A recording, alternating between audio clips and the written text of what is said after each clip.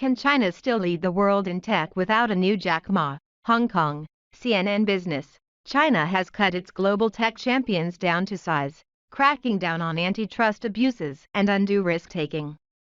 But the heavy-handed approach could backfire on Beijing by stifling an entrepreneurial spirit that has proven vital to the country's rapid economic rise. Several tech companies have been investigated in the past few months over alleged monopolistic behavior or other breaches of consumer rights.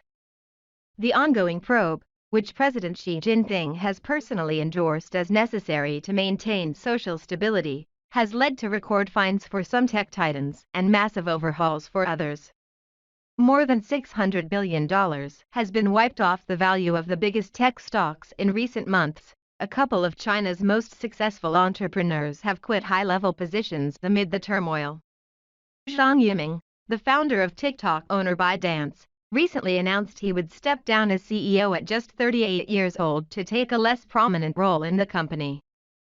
And Colin Huang, 41, said in March that he would resign as chairman of Pinduoduo, PDD, an upstart e-commerce company that competes with the likes of Alibaba.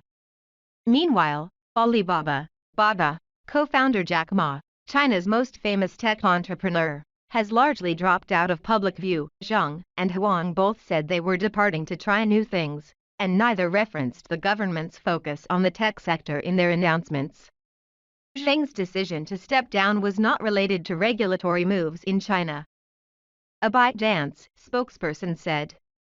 Pinduoduo referred CNN Business to Huang's public comments, but it's hard to separate their exits from the widening government clampdown on technology. The atmosphere hovering over China's tech landscape has grown increasingly toxic, said Alex Capri, a research fellow at Heinrich Foundation and a visiting senior fellow at National University of Singapore. He cited Zhang's move as proof that fear trumps ambition if the threat of public humiliation or some worse form of punishment awaits those who challenge the system. But challenging the system is essential to the private enterprise that played a key role in China's transition from a poor country to one of the world's greatest economic and tech forces over the past few decades. Losing that dynamic would not only risk undermining some of those achievements, it could also make it much harder for China to meet its ambitious goals to lead the world in the technologies of the future, a state-driven economy, where tech executives need look no further than Beijing's public humiliation of Ma. The flamboyant and outspoken entrepreneur all but disappeared after he criticized China's state-controlled banking system last fall for having a pawn-shop mentality, and accused the government of using stodgy and outdated means to regulate a modern financial system. It's not just Ma's private reputation on the line. The businesses he built have suffered too. Beijing prevented Ant Group, Alibaba's financial affiliate, from going public, before forcing it to restructure and placing it under heavy regulation. Alibaba was slapped with a record fine in April over antitrust issues. Ma's legacy is under attack elsewhere. He has reportedly been forced to retreat from an elite business school that he founded. Part of the crackdown on internet tech companies is motivated by the desire to reduce financial risk, as in curtailing the lending activities of Ant, said Nicholas Lardy, a senior fellow at the Peterson Institute for International Economics, PIIE, who studies China's economy. Ant held about 2.15 trillion yuan, $333 billion, worth of consumer and small business loans this time last year, but another reason may be due to Xi's desire to cut down alternative sources of power that could ultimately challenge the dominance of the ruling Chinese Communist Party. Lardy added, Beijing's desire to exert heavier control over private enterprise comes from the government's faith that a state-managed planned economy is more effective than one that relies on a free market approach, and more importantly, more likely to allow the party to preserve its power. The leaders of the tech firms that have become too powerful for the comfort of Xi and the Communist Party are put under pressure, as the monopoly of power across the board by the party cannot be allowed to be challenged, said Steve Tsang, director of the SOAS China Institute at SOAS University of London. Hence, they individually take actions to reassure the party and Xi that they will not do so by handing over the corporate leadership to protégés. An unstable balance of power, China's internet companies aren't necessarily trying to rock the boat. Alibaba has worked extensively with the government on its Rural Taobao initiative, a program aimed at reducing poverty among farmers by helping them sell goods directly to urban consumers online. The company also developed a government-sponsored app, XiCCTV, that teaches Xi's political philosophies.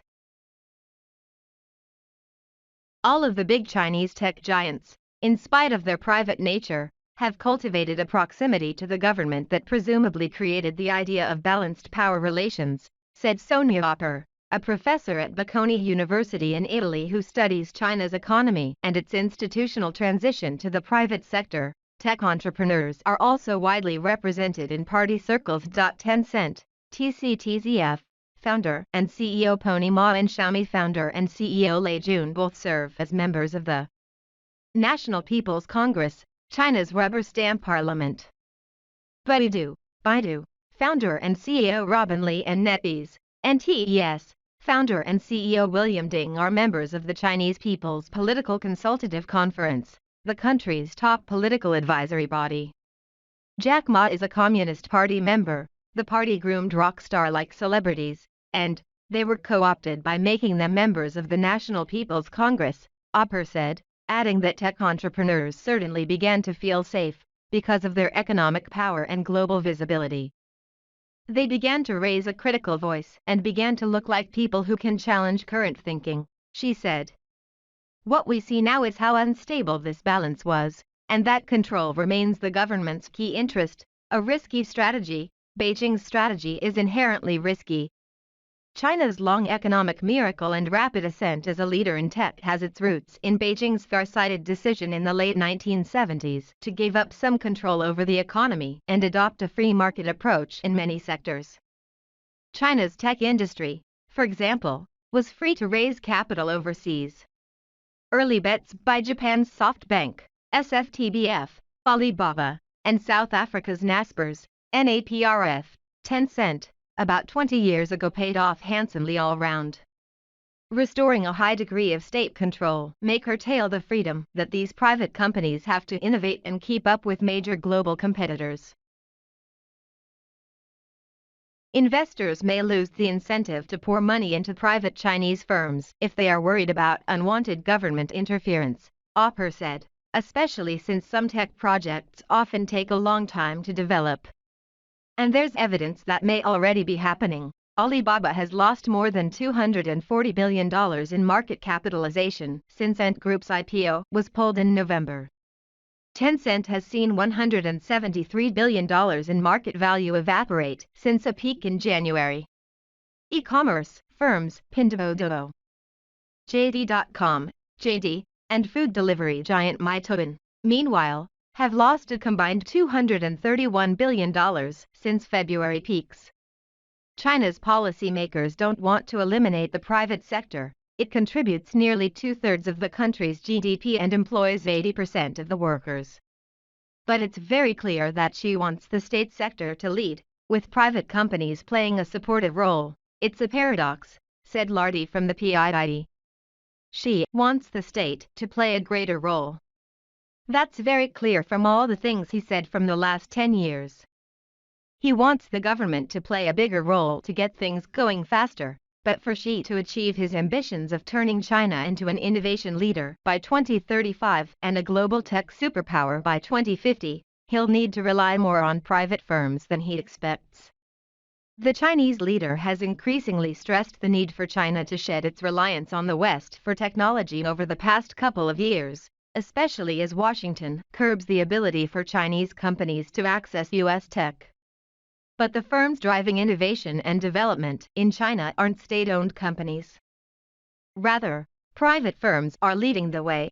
Huawei and Alibaba, for example, accounted for more spending on research and development than any other Chinese company last year, according to the China Enterprise Confederation. Looking back, there is a reason why China's tech giants were able to develop, Opper said.